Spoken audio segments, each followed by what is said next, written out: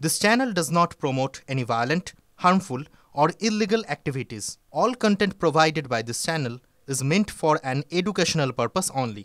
আজ মতুয়াগড়ে মুখ্যমন্ত্রী মমতা বন্দ্যোপাধ্যায় এবং মমতার সফরের ঠিক আগে উত্তপ্ত হয়ে উঠেছে মতুয়াগড়। ঠাকুরনগর ঠাকুরবাড়ির একাধিক জায়গায় ধিক্কার ব্যানার।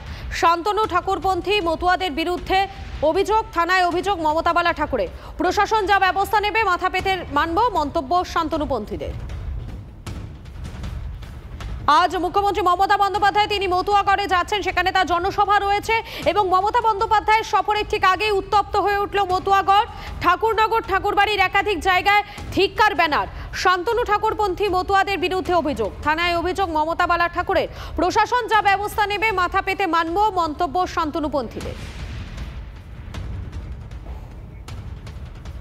আগামীতে বহু লোকই এই বাড়িতে আসবে।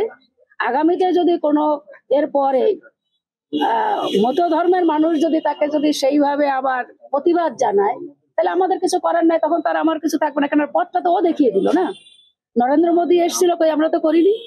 অমিত শাহ ঠাকুরবাড়িতে এসেছিল এর আগে, এখানে করে গেল।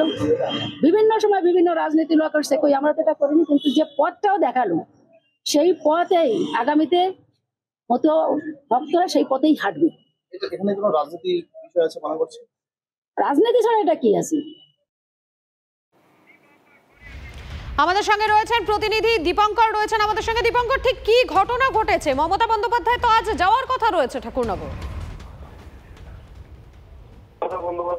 ঠিকই, কিন্তু গত পরশুদিন শান্তনু ঠাকুরের পন্থী যারা রয়েছেন তারা মমতা বন্দ্যোপাধ্যায়ের বিরুদ্ধে একটা ধিক্কার পোস্টার ফেলেন। সেই পোস্টারের বিরুদ্ধেই মমতা বালা ঠাকুর তিনি গাইঘাটা থানায় অভিযোগ দায়ের করেন এবং অভিযোগের মূল বক্তব্য হচ্ছে ঠাকুরনগর একটা ধর্মীয় পীঠস্থান।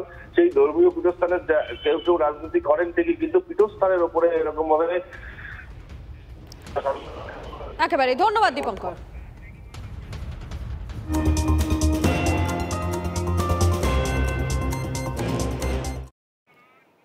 আজ মুখ্যমন্ত্রী মমতা বন্দ্যোপাধ্যায় মতুয়াগড়ে তিনি যাচ্ছেন, কিন্তু মুখ্যমন্ত্রীর এই সভায় আমন্ত্রিত নন গোপাল শেঠ। তৃণমূলে ব্রাত্যই বনগাঁর পুরপ্রধান গোপাল শেঠ।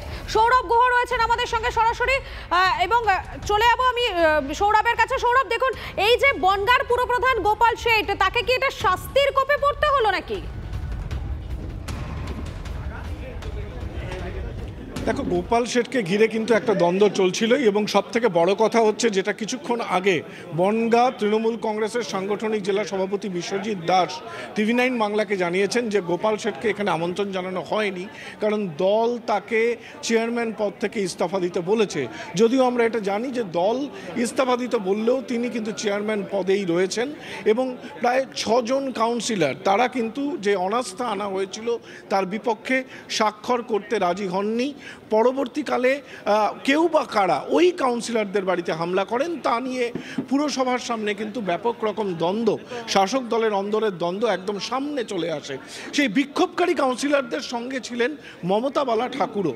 এই ঘটনার পর যখন মমতা বন্দ্যোপাধ্যায় আসছেন আজকের এই মঞ্চে, SIR আবহে, SIR লাগু হওয়ার পর মতুয়াগড়ে সীমান্তবর্তী অঞ্চল এই বনগাঁয়, সেখানেও কিন্তু দেখা গেল যে গোপাল শেঠকে ঘিরে যে দ্বন্দ্ব, সেই দ্বন্দ্ব অব্যাহত রইল। গোপাল শেঠ অনেক পুরনো তৃণমূল কংগ্রেসের একজন নেতা, নিঃসন্দেহে তাকে ঘিরে বেশ কিছু জটিলতা তৈরি হয়েছে।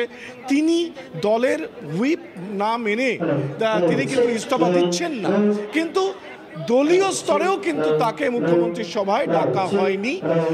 অবশ্যই এটা একটা গুরুত্বপূর্ণ বিষয়। বিশ্বজিৎ দাসের বক্তব্য, যেহেতু দল তার প্রতি বিরূপ, তাই তাকে আমন্ত্রণ জানানো হয়নি মুখ্যমন্ত্রীর সভায়। ধন্যবাদ সৌরভ। আপনি একটা গুরুত্বপূর্ণ দায়িত্বে রয়েছেন, আপনাকে একটা প্রশ্ন করি, আজকে কি সভায় গোপাল শেঠ আমন্ত্রিত? না, যেহেতু দল থেকে তাকে রিজাইন দেবার কথা বলেছেন, তারপরেও তাকে সময় বেঁধে দেওয়া হয়েছে, অতএব আজকে এখানে আসবার জন্য আমাদের তরফ থেকে সেরকম কোনো আমন্ত্রণ নেই। আর গোষ্ঠীদ্বন্দ্বের কথা বলছেন, নিশ্চিতভাবে বলি বনগাঁয় কোনো গোষ্ঠীদ্বন্দ্ব নেই।